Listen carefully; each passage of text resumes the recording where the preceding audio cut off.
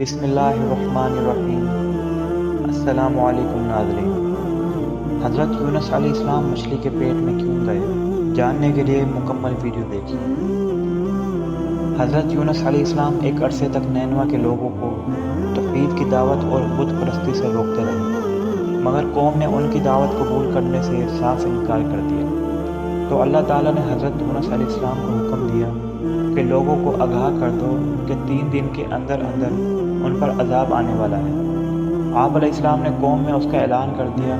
یہ سن کر قوم یونس نے آپس میں مشورہ کیا، تو اس بات پر ان سب کا اتفاق ہوا کہ یونس علیہ السلام کو کبھی جھوٹ بولتے نہیں دیکھا گیا، لہذا ان کی بات نظر انداز نہیں کرنی چاہیے۔ مشورے میں یہ بھی طے ہوا کہ دیکھا جائے کہ اگر یونس علیہ السلام رات بستی کے اندر اپنے گھر میں مقیم رہتے ہیں تو سمجھ لو کچھ نہیں ہوگا، اگر وہ یہاں سے کہیں اور چلے جاتے ہیں تو یقین کر لو کہ صبح عذاب ضرور آئے گا۔ حضرت یونس علیہ السلام رات کو اس بستی سے نکل گئے۔ صبح ہوئی تو عذاب الہی ایک سیاہ دھوئیں اور بادل کی شکل میں بستی والوں کے سروں پر منڈرانے لگا۔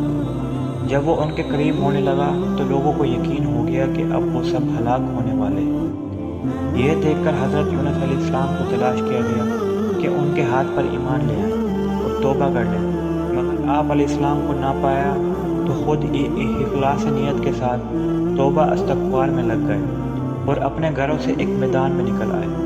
عورتیں، بچے اور جانور سب اس میدان میں جمع ہو گئے۔ تمام بستی والے ٹاٹ کے کپڑے پہن کر عجز و انصاری کے ساتھ توبہ کرنے اور عذاب سے پناہ مانگنے میں اس طرح مشغول ہوئے کہ پورا میدان آہ و بکا سے گونجنے لگا۔ اللہ تعالیٰ نے ان کی توبہ قبول فرما لی اور عذاب ان سے ہٹا دیا۔ روایت میں ہے کہ یہ عاشورہ یعنی 10 محرم کا دن تھا۔ ادھر حضرت یونس علیہ السلام بستی سے باہر اس انتظار میں تھے کہ اب اس قوم پر عذاب نازل ہوگا۔ ان کے توبہ استغفار کا حال انہیں معلوم نہ تھا۔ جب عذاب ٹل گیا تو انہیں فکر ہوئی کہ اب تو قوم مجھے جھوٹا قرار دے گی، کیونکہ میں نے اعلان کیا تھا کہ 3 دن کے اندر عذاب آئے گا۔ اس قوم کا قانون تھا کہ جس شخص کا جھوٹ معلوم ہو اور وہ اپنے کلام پر کوئی شہادت پیش نہ کر سکے تو اسے قتل کر دیا جاتا ہے۔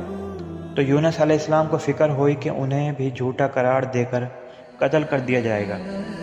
اس رنج و غم اور پریشانی کے عالم میں اس شہر سے نکل جانے کا ارادہ کر کے چل دیے، یہاں تک کہ بحیرہ روم کے کنارے پہنچ گئے۔ وہاں ایک کشتی دیکھی جس میں لوگ سوار تھے۔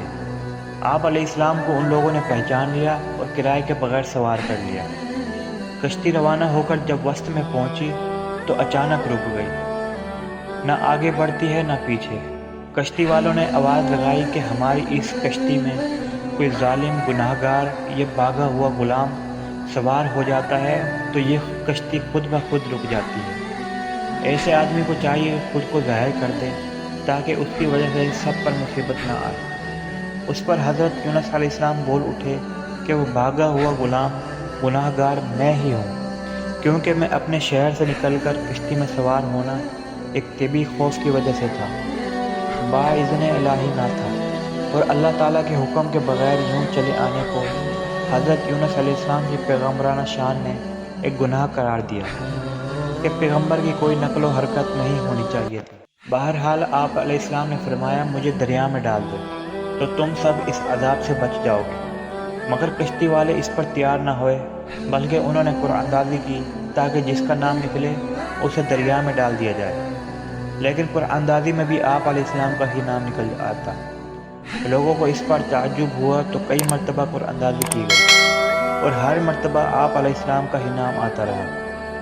قرآن کریم کی سورۃ الصاف کی آیت نمبر 141 میں اس قرآن اندازی اور حضرت یونس علیہ السلام کا نام نکلنے کا ذکر موجود ہے۔ دوسری طرف ایک بہت بڑی مچھلی اللہ تعالیٰ کے حکم سے کشتی کے قریب منہ کھولے موجود تھی کہ آپ علیہ السلام کو اپنے پیٹ میں جگہ دے۔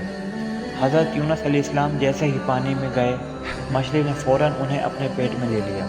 حضرت عبداللہ بن مسعود نے فرمایا کہ حضرت یونس علیہ السلام اس مچھلی کے پیٹ میں 40 روز رہے۔ بعض افراد نے 7 اور کچھ افراد نے 5 دن اور ایک نے مچھلی کے پیٹ میں رہنے کی مدت چند گھنٹے لکھی ہے۔ حقیقت حال تو اللہ تعالیٰ ہی کو معلوم ہے۔ اس حالت میں حضرت یونس علیہ السلام نے دعا کی، لا الہ الا انت سبحانک انی کنت من الظالمین۔ اس کا ترجمہ یوں ہے کہ کوئی معبود سوائے تیرے پاک ہے تو، بے شک میں ظالموں میں سے ہوں۔ اور اللہ تعالیٰ نے ان کی توبہ اور قبول فرمائی اور انہیں مچھلی کے پیٹ سے نکال دیا۔